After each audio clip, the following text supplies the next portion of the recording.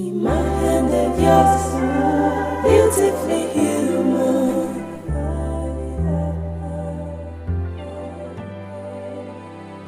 All right, today we're doing a little soul searching. We're going to dive into what might just be the most fundamental part of who you are, what we could call your inner infrastructure. Let's get right into it.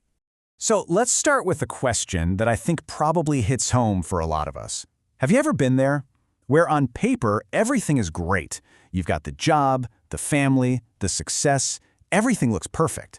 But on the inside, something just feels off, maybe even broken.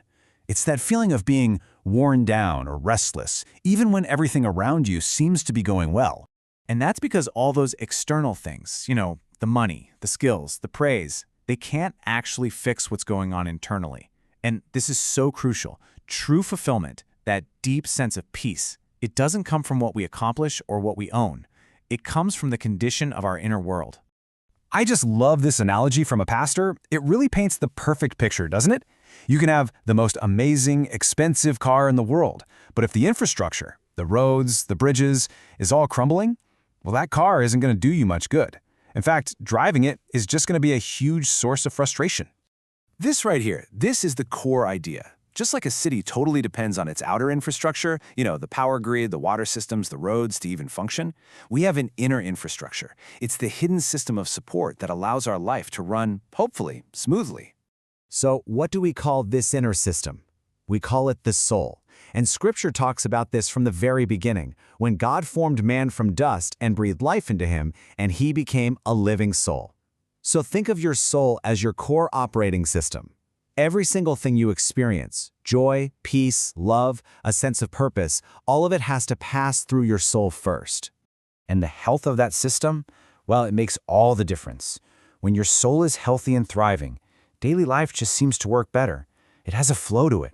But when it's damaged, even the simplest, everyday things can feel overwhelming and just so hard to manage. So what causes this kind of damage? Well, it's a lot like how neglect creates potholes in a road. Painful life experiences, they can create these potholes in our soul. Things like neglect or betrayal, constant fear, deep loss and trauma, they all slowly but surely chip away at our inner infrastructure. And this isn't just some small, isolated problem. This damage has these massive, far-reaching consequences. It fundamentally changes how you see everything. The world, other people, even your own self. It really impacts how you relate to God and how you handle both the good times and the bad. This isn't a new idea at all. Scripture directly links our outer well-being to our inner health. The message here is crystal clear. Our prosperity, our physical health, it's all tied directly to the prosperity of our soul. Okay, so if our soul is this inner infrastructure and it can absolutely get damaged, that leads to the big question, right? How do we start fixing it? Where in the world do we even begin the repair work? Well, the whole journey really begins with listening. Our inner world, our soul, it actually has its own language. And the very first step in any kind of repair is to learn to understand what our inner system is trying to tell us. And what is that language? It's our emotions. You can think of emotions as the signals, kind of like the warning lights on our internal dashboard. They're not just random feelings. They show us what truly matters to us, and they pull our focus toward whatever needs a response, whether that's danger, care, or loss. And it is so critical to get this. Emotions aren't just abstract feelings floating around in our heads. No, they are physical. They live inside our bodies. Fear literally prepares our body to protect itself. Grief slows us down so we can process. Joy helps us connect. Our bodies are telling our emotional stories every single moment of the day. So, let's get a little more familiar with some of these messengers. We're just going to quickly meet some of the most common emotions that every single one of us experiences. First up, there's joy. And this isn't just being happy. It's that deeper feeling of connection and delight when we feel truly seen and safe. Then we have sadness. So many of us try to push this one away, but it's actually a necessary process of release. It helps us let go of what we've lost. And fear. Fear is basically our natural alarm system. It's designed to scan for any danger and get our body ready to protect itself. What about anger? We often see this one as negative, but it's actually a really powerful protective emotion. It acts like a boundary, signaling when something's not right or our values have been crossed. Of course, there's love. This is the great connector. It's that emotion of deep care and attachment that pulls us toward other people. Then there's grief.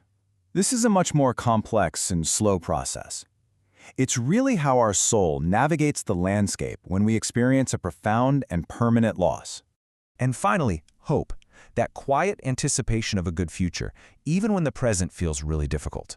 And listen, these are just a few of the crucial signals our soul sends us every single day. So the path forward here isn't about ignoring these signals or trying to push them away. It's all about engagement. A healthy soul doesn't fight its emotions. It pays attention. It notices them, it stays with them long enough to understand what they're trying to say, and it learns from what they have to teach. That is where real understanding begins. And that leads us with one final and I think really crucial question for you to take away from all this. When a feeling starts to surface inside of you, can you actually recognize it? Can you put a name to what it is? Because learning to read your own inner infrastructure, that is the very first step to restoring it. Imagen de Dios, beautifully healed.